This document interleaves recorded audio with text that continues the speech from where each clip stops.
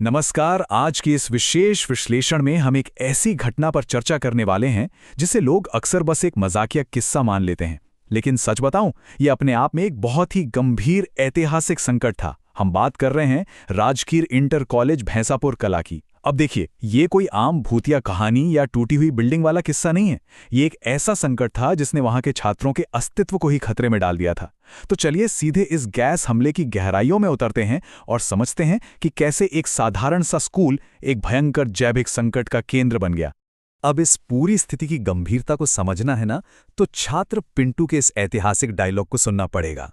भाई, ये गैस नहीं, रासायनिक हमला है। मतलब ये सिर्फ एक डायलॉग नहीं था, ये उस खौफनाक सच्चाई का एहसास था।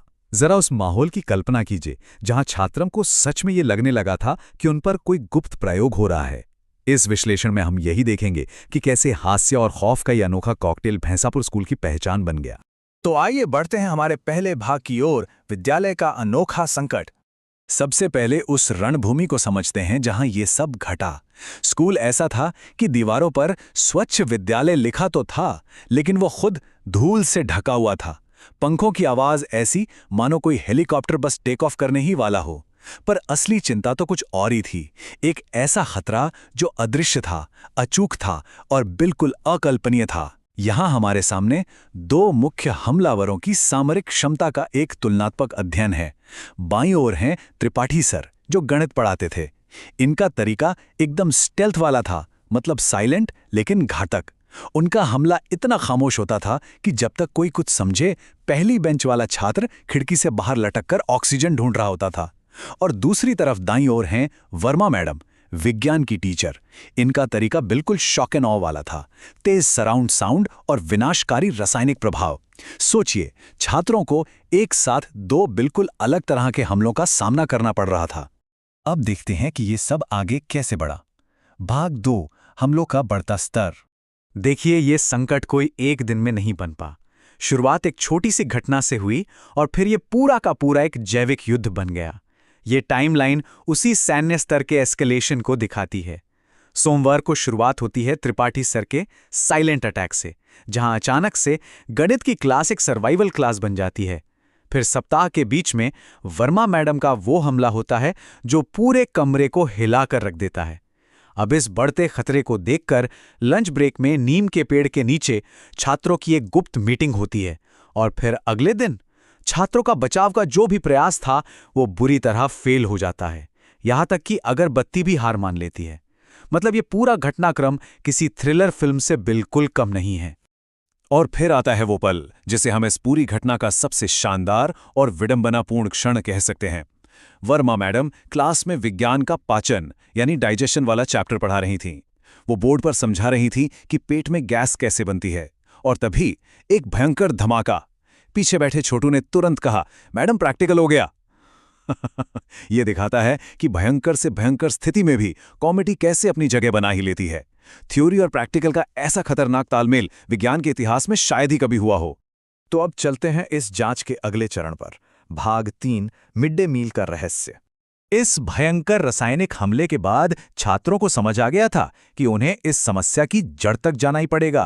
तभी पिंटू ने एक वैज्ञानिक परिकल्पना रखी कि भाई, ये कोई आम बात नहीं है, ये पक्का हमारे स्कूल के मिड डे मील का ही विनाशकारी परिणाम है। इसके बाद गोलू को स्कूल की रसोई में खुफिया टोही मिशन पर भेजा गया। और गोलू ने वहां जो देखा वो किसी बम बनाने की रेसिपी से कम नहीं था। बड़े भगोने में उबलते हुए छोले, तैयार रखा हुआ राजमा और इन सब के ऊपर सबसे बड़ा कैटलिस्ट, ढेर सारी कटी हुई मूली। ये सिर्फ खाना नहीं था, ये एक ऐसा बारूद था जो शिक्षकों के माध्यम से क्लासरूम में फटने के लिए बिल्कुल तैयार था। बस इसी खुफिया जानकारी ने छात्रों को युद्ध की असली वजह समझा दी। अब जब कारण पता चल ही गया तो बारी थी एक्शन की। भाग 4, ऑपरेशन फ्रेश एयर। जब प्रशासन से कोई उम्मीद नहीं दिखी तो छात्रों ने खुद ही मोर्चा संभाल लिया। रोज रोज के इन हमलों से बचने के लिए उन्होंने एक बेहद हताश लेकिन संगठित प्रयास शुरू किया। ये जो शस्त्रागार आप देख रहे हैं ना, ये उनकी उसी हताशा को बयां करता है।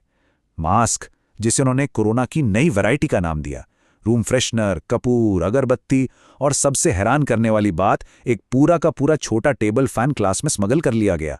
सोचिए, एक सरकारी स्कूल जहां बुनियादी सुविधाएं नहीं थीं, वहां ताज़ी हवा के लिए इतना बड़ा ऑपरेशन चलाना, यह साबित करता है कि हालात सच में कितने बदतर हो चुके थे। लेकिन होता क्या है ना, प्राकृतिक आपदा के सामने अच्छी से अच्छी तैयारियां भी धरी रह जाती हैं। दूसरा बड़ा हमला तब हुआ जब त्रिपाठी सर फिर से फुल फॉर्म में थे। धमाका इतना जोरदार था कि खिड़की पर बैठा एक बेचारा कबूतर तक बेहोश होकर गिर पड़ा। तुरंत रेड अलर्ट घोषित कर दिया गया। छात्रों ने अपना पूरा शस्त्रागार झोंक दिया, लेकिन हवा का प्रकोप इतना शक्तिशाली था कि जलाई गई अगरबत्ती खुद ही बुझ गई। उसने लिटरली हार मान ली।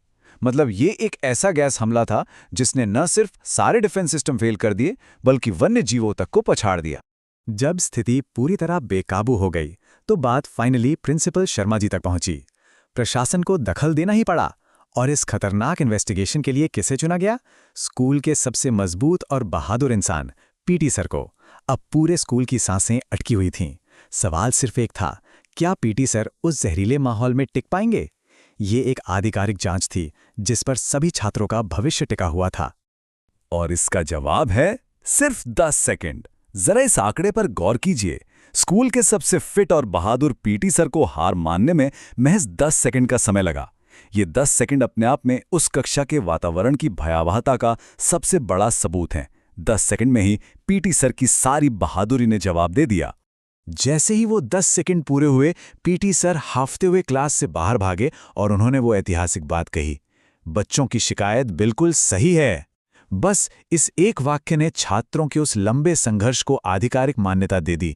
जो बात अब तक सिर्फ बच्चों की शरारत या अफवाह मानी जा रही थी, वो अब एक प्रमाणित प्रशासनिक सत्य बन चुकी थी।